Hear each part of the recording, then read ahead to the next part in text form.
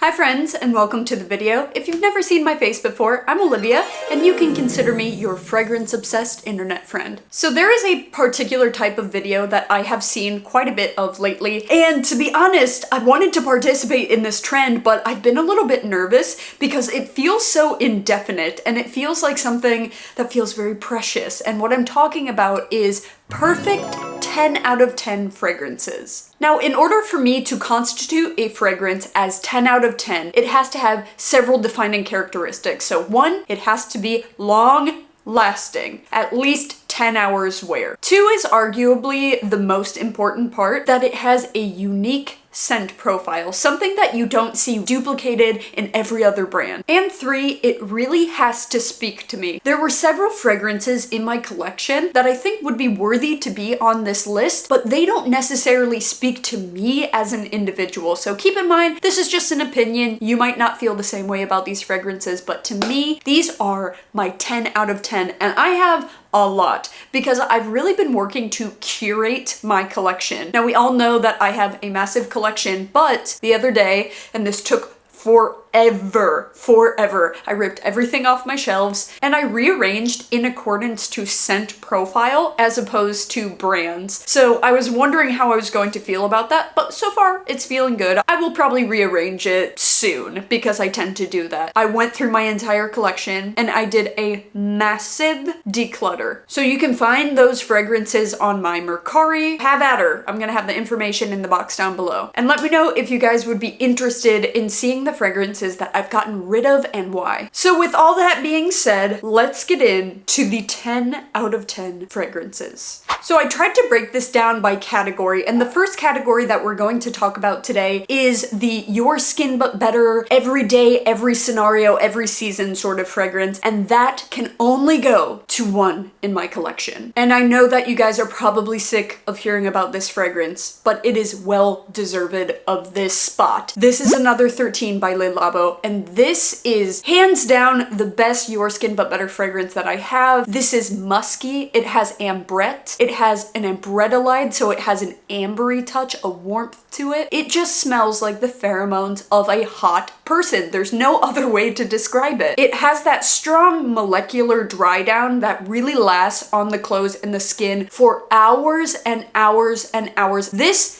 creates chaos. Anytime I wear this, people don't ask me about my fragrance. They ask about me. They think that I just smell sexy. There's something sexual about this fragrance. A man or woman could wear this, or anybody in between. This is a staple because this layers and amplifies any fragrance you wear on top of it. This is my baby. This is my forever. I will always have this fragrance in my collection. Perfect 10 out of 10. Still sticking within the fresh category, I want to move to something that is a little bit more aromatic, and that would be the one and only ESPIRITU by House of Beau. This opens up very clean, crisp, and herbal with a clary sage, and I am quickly learning that anytime there is clary sage in a fragrance, I just go crazy for it. It gives that perfect aromatic touch without being sharp like lavender or other aromatics. There is an iris in here that gives the most delicate powderiness without coming off like cosmetics, without coming off too vintage. It's delicate and airy. This also has a tobacco leaf that kind of helps to play along with that clary sage, and it's not like a wet sticky tobacco, but rather a dry fresh tobacco, almost like pipe tobacco, but don't think of a charred or burnt smell. And in the base you have the most supple leather. Now, if you are afraid of leather, you're going to have to trust me on this one. This is the most smooth, the most delicate, the most gentle touch of leather that gives it a little bit of an earthy animalic touch without being overbearing whatsoever, because that is one note that just still challenges me. Sometimes I'm in the mood for it, but even if I am not feeling in the mood for a leather that day, I could still reach for this. It also has oak in the base, so it has that really dry, woody characteristic. So this is dry, earthy, herbal. It's a little bit powdery. It's soft. The most sophisticated blend of all of those notes that you could imagine. And I would certainly hope so, because she is a pretty penny, but she is worth it. Still sticking in the fresh category, we're going to move to a slightly different corner of the fresh category into the aquatics. I don't have a ton of aquatic fragrances in my collection. It is really hard for me to delegate a 10 out of 10 rating to an aquatic fragrance because typically, they don't last very long. But that is absolutely not the case with this fragrance right here. And I know you're probably giggling to yourself because this has been around forever and you can now find this at Ross for about $30, but this is L'Eau de Izzy by Issey Miyake. I think that this is totally worthy of a 10 out of 10 rating. This is a very watery, fresh floral fragrance. In the beginning, you are going to get some sweetness that's coming from melon. Think cantaloupe. It's watery, it's sweet, and it's very refreshing without being too citric or being too sticky sweet. You have a load of florals, but they are very, very sheer in a way that's not going to be suffocating, yet still maintaining a very long-lasting fragrance. Although this fragrance is older than I am, this came out in 1992, and I'm 30 years old, so you can do the math. 1993. This came out the year before I was born, but it does not smell dated. Think of a watery, sheer, semi-sweet floral fragrance with a really strong aquatic, oceanic, almost slightly briny seaweed touch. But don't let that scare you. It's not fishy and it's not dirty smelling. It's like the most crystal clear ocean water that you can imagine in a really, really clean beach. And then on the dry down, you get a really beautiful white musk that is very signature of the 90s. Although it has that white musk, it's not dated. Kind of reminds me of Aquage hair products. I have said that a million times on this channel. When it comes to aquatic fragrances, this is the only one that I am giving a 10 out of 10 because of the longevity. This lasts until I wash it off of my clothes, and that is so monumentous for a fresh floral oceanic aquatic type fragrance. So now we are moving into citruses, and I have two lovely fragrances for you at very different price points. First is from the house of DEDCOOL, and this is Red Dakota, and this is going to be our more affordable option. This is a very, very citrus dominant fragrance, and just as with aquatic fragrances, citrus fragrances do not typically last. This really lasts on the clothes. That is something hard to find in citrus fragrances. This is a clementine fragrance. This smells like the entirety of the clementine. You are getting the juicy, pulpy inside that's sour and sweet, not as sour as a lemon, a little bit sweeter, but you are also getting the rind. You know when you zest a citrus for like a recipe or a drink, you get much more of that oily consistency. Imagine all of that together. You're getting the pulp, you're getting the outside peel. It is just an olfactive explosion of tanginess, of sweetness, of juiciness. This will make your mouth water. And then in comes some wild berries that give it even more of a sweetness, but still maintaining a natural feel. This does not smell candied to me. This does not smell overtly sweet in a commercial sense. This smells much more natural. On the dry down, you get this warm amber, a woodiness that gives this a lot of depth and a lot of character while still maintaining a very simple note structure. It is uncomplicated, but effective. I think they have a little sample set, and it has a bunch that I really enjoy. It has this one, it has milk, it has blonde, coming in at a much higher price point, but I think it's worth it. This is Valaya by Parfums de Marly. Easily my absolute favorite from the house. I have Delina Exclusive and I have Cassili, and this blows them out of the water. This one is overlooked for Delina so frequently, and Delina is overplayed. Let's just say it like it is. This is the new girl in town. So this starts off with a mandarin orange and a bergamot, so you're getting that tanginess, but then in comes a white peach, so you're getting more of a syrupy sweetness. So as opposed to Red Dakota, where you're getting a really tart juiciness, you get a little bit more of that fruity sweetness on the opening. There's a touch of aldehydes in here. Aldehydes were really utilized in a lot of old-fashioned fragrances. People can hear the word aldehyde and immediately they're like, oh no, not for me. But what that offers is a sparkling component. So it turns those top notes into a champagne-like experience. Fizzy, tart, juicy, sweet, I mean juicy. This has orange blossom, but to me, orange blossom is kind of hit or miss. Sometimes it can feel a little bit old-fashioned, a little thick, a little bit waxy,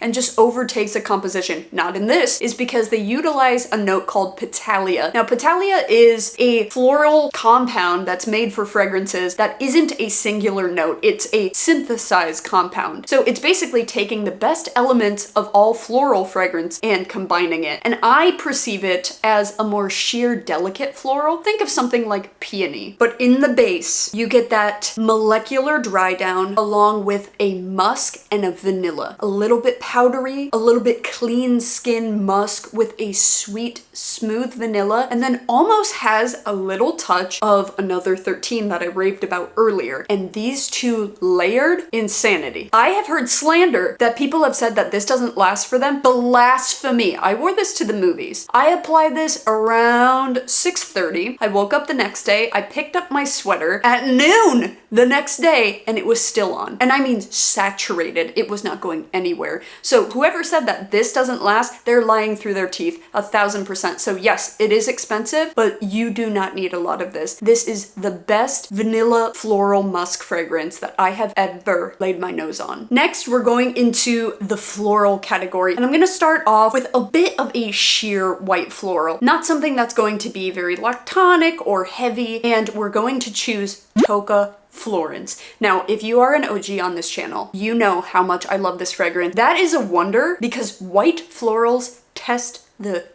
out of me because a lot of them just really have a dated scent profile. This does lean on the vintage side. It feels like a modern take of a vintage profile. So in the beginning, you're getting apple and pear. So you are getting a fruitiness, but think of this less juicy and a little bit more crisp and a little bit more tart. That sweetness is very delicate and just helps to offset the white florals because then in comes a massive bouquet of white florals. Predominantly, I smell gardenia, but then in comes a little bit of tuberose and jasmine. It just comes together in an alchemy of an absolutely beautiful feminine fragrance because these read a little bit more sheer to me. They do not feel suffocating. They do not feel stuffy. But then there's a little bit of iris and musk that give it a soft, powdery, rounded edge. So you get a crisp fruitiness in the beginning. You get a sheer, delicate array of white florals, and then you get a soft, powdery muskiness in the base that once again does not lean on the cosmetic side and is very gentle. This is stunning, this is sophisticated, and this is ultra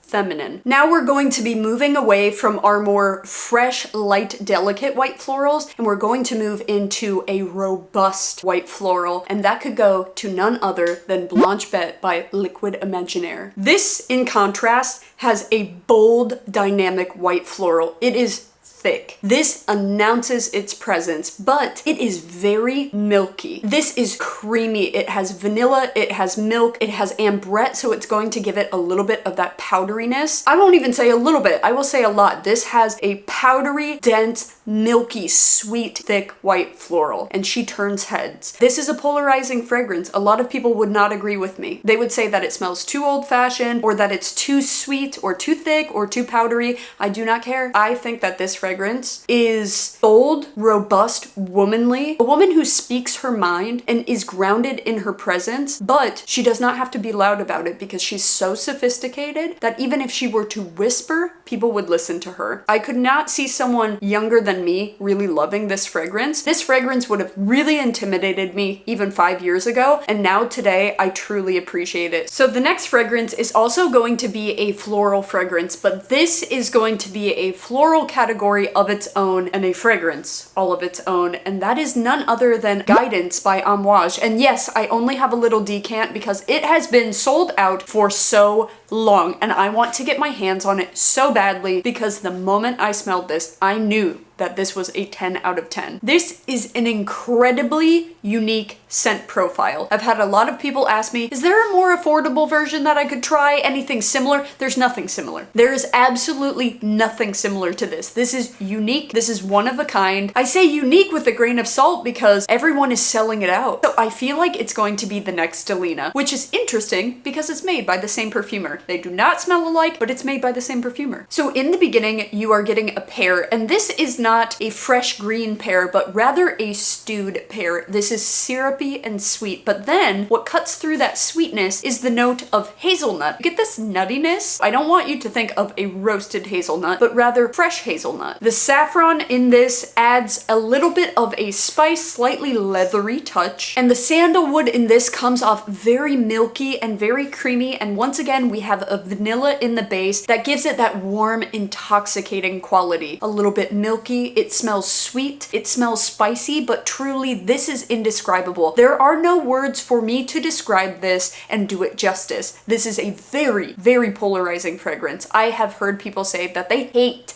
this fragrance, but for those who get it, this has shortly become people's signature scent, and it's not just hype online. And I'm here to tell you that because I don't even have a bottle. I have a little decan. So if I'm raving about it and I've only tried a 10 ml, this isn't even a proper 15 ml, you know it's good. Staying within the floral family but moving into the rose category, and you know that I have a few because I am a rose girl, and I'm sure if you're an OG on this channel, you already know that I had to talk about Siren and Sailors by JUSBOX. So this is a rose fragrance, but what I think takes it even further is the osmanthus, because osmanthus, although it is floral, can come off sweet and sometimes a little bit buttery. And in the beginning we have peach, but then in comes a heavy dose of whiskey and rum. So you're getting a boozy, sweet, sugary rose and osmanthus combo with a silky smooth, leathery suede musk dry down. And it is intoxicating, and I don't mean that to be a play on words. I mean it is truly intoxicating. This fragrance is a masterpiece, and this one, although I don't really think anything is a safe blind buy, I think in comparison to AMOUAGE Guidance, this one is much more palatable for a lot of people. Everyone that's tried this has told me so far that they really enjoy it as well, and this is a compliment getter. It is femme fatale, it is date night, it is sexy, it is grown. That little touch of leather in there just makes it super raunchy, almost a little raunchy. You hear my dog? Now, if you want a boozy rose, but the last one was a little bit too alcoholic smelling, let me introduce you to one of my favorite categories of all time, a gourmand-esque rose. Not edible, but borderline. And that would be none other than Smoke and Roses by ZIMMER. This has the most delicious, decadent notes without being too foody, too suffocating, too sweet. So you have a dark chocolate, you have caramel, you have vanilla, you have a tonka that makes it powdery and warm, you have a little touch of whiskey just to add balance. You also have a slight tobacco that gives it a bit of earthiness, and as it dries down it has that creamy, vanillic, milky sandalwood. If you like intense cafe, this is by far a much more smooth blend, because that one can tend to be a little bit sharp for some people. If you were to take that and make it into a much more sophisticated fragrance, that's what you're gonna get out of Smoke and Roses. Another fragrance that is going to be a complex, borderline gourmand fragrance without smelling too foody is La Capitale by XERJOFF, and the hype is real on this one. This is another one that has been spoken into the ground by YouTubers, and for good reason. In the beginning, you are getting a perfectly balanced peach along with a strawberry and a caramel. But then this takes a turn and you start to get a really smooth but still very robust leather coming through, along with a warm, almost slightly vintage amber. And in the base, you have the most beautiful, smooth vanilla, and the sprinkling on top is just a little bit of saffron. This is regal. This is elegant, but this does a 180. You think that it's going to be fruity and sweet in the beginning, and then it dries down and you get this mystique, this dark amberiness, that leather. This is sexy, very nuanced. This is a very multifaceted fragrance. So if you're newer into fragrances, I would not recommend this for you, but if you are a collector of fragrances and you don't have this already, what's holding you? Although I love gourmand fragrances, I find gourmand fragrances a little bit difficult to put in the 10 out of 10 category, because sometimes they can lean quite a bit juvenile, but there is only one 10 out of 10 gourmand fragrance that I'm going to talk about today, and that is Creme de Pistache by SPHINX. This is what Yum Pistachio Gelato from Kayali was supposed to be. This is truly a pistachio ice cream, but further than that, you have almond that's adding a little bit of a powdery nuttiness to complement that pistachio. You have a whipped cream and a milk that makes this feel very creamy, but fluffy at the same time. You're hit with a cinnamon that is very unexpected, and usually I don't care for cinnamon in fragrances, but this is done to perfection because you have that creaminess and you have that nuttiness, but you have a slight bit of spice on top that will be very reminiscent of a true dessert. But then in the base, you get an amber that comes through almost caramelized. It's dark, it's rich. This lasts 14, 15, 16 hours. So delicious, and this is what Yum was supposed to be. Speaking of cinnamon and amber, I'm sure you guys know where I'm going with this. This is Invite Only Amber 23. This is my favorite amber fragrance of all time because you also get a little bit of cinnamon that has a warming quality, but you have a tobacco that gives a dark, smoky, sexy touch. You get a little touch of a sour cherry that almost reminds you of dark cherry juice. This has a hazelnut that adds a little bit of a nutty characteristic, but in the base you have oud and you have sandalwood. So this is woody, it's tobacco, it's amber, it's warm, it's spicy. This is one of those fragrances that a lot of people say that they don't care for, but to me, I stand by her as a 10 out of 10. And because I love boozy fragrances so much, you know that I had to seal the deal with this one. Now, I have been singing the praises of this fragrance lately, and for good reason. This is Fire by the Maker, and this is a boozy vanilla tobacco fragrance. So if you like things along the lines of By the Fireplace or Jazz Club for Maison Margiela, this right here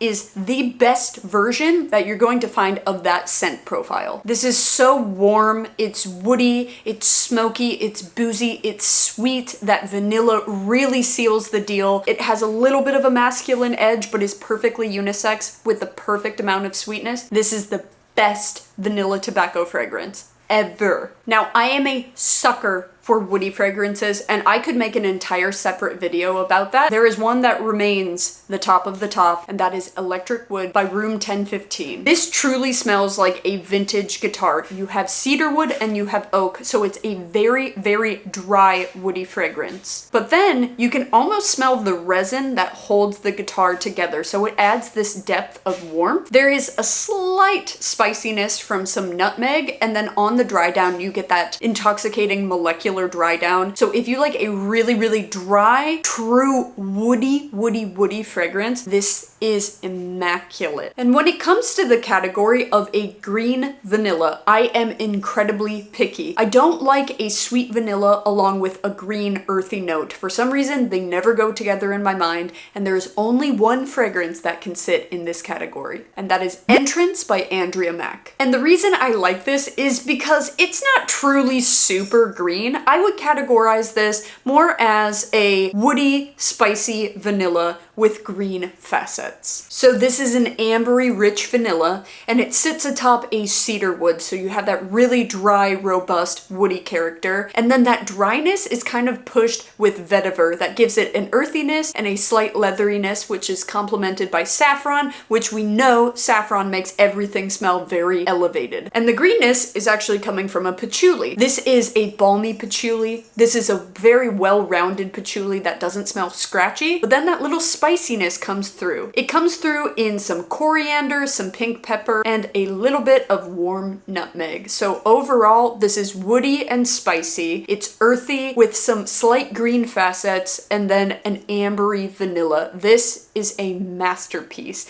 and absolutely my favorite from the house of Andrea MAACK. Now onto a fragrance that shares very similar notes, but they smell completely different because of the addition of oud, and that is Oud for Greatness by INITIO. This is a dark, masculine, robust oud. It has a little bit of lavender that gives it that herbal quality, but it's warmed up so that way it doesn't smell medicinal, with nutmeg and saffron once again. And the patchouli in this is dark and dry and earthy. So this is an oud bomb. This is dark, this is masculine, this is bold, and this is sexy. It takes a very confident individual to pull off a fragrance this loud, and the price tag is hefty. It is humongous. If I keep this in a temperature controlled environment, would easily last me 15 years. You have the opaque black bottle, so light is not going to get in. So if you take good care of it, this fragrance will absolutely last you a lifetime because you do not need much of it. And I have saved my absolute favorite fragrance of all time for last. Can we get some guesses down below as to what it will be? Pause, write it in the comments, and tell me what you think it is. And for those of you who guessed Thé Noir by Le Labo, you would be correct. This is the queen of androgyny. This is a sexy fragrance without trying too hard. So this is a tobacco fragrance, but this has vetiver and bay leaf. So this leans more on the black tea vibe. But then you have this addition of a beautiful, sweet fig note that smells very natural, and it's not a super jammy, super ripe fig, but it's also not green and aromatic. It is a perfectly ripe fig with tobacco and a lot of woodiness in the base. This is earthy, this is smoky, this is musky. This smells like